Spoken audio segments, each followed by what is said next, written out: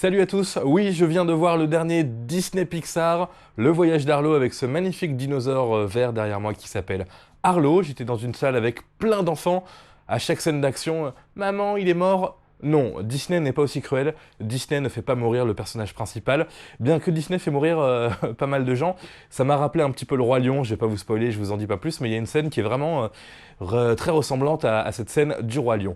Donc c'est l'histoire de ce dinosaure qui s'appelle Arlo. En gros, on imagine dans ce film que la comète qui a frappé la Terre et qui a fait l'extinction des dinosaures n'a pas frappé la Terre, et ça c'est plutôt bien trouvé, parce que bon, en gros le film a tous les classiques des films d'animation, c'est-à-dire des animaux qui parlent, et c'est vrai que des animaux qui parlent et qui se comportent comme des humains, c'est très intéressant.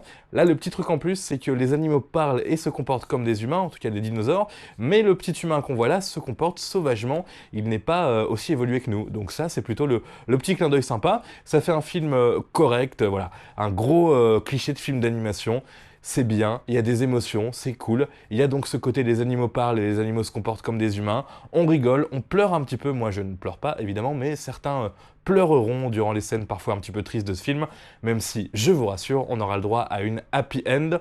Un Disney donc tout à fait classique. Ça m'a rappelé un petit peu L'Âge de glace. Ils ont pompé un petit peu le scénario, entre guillemets, du premier épisode de L'Âge de glace, avec ce mélange enfant-humain et animaux sauvages. On a le droit à plein de dinosaures, des dinosaures méchants, mais aussi des dinosaures gentils. Et là, c'est assez original pour une fois, je vous le dis, les T-Rex ne sont pas méchants. Ça me rappelle un petit peu aussi Jurassic World.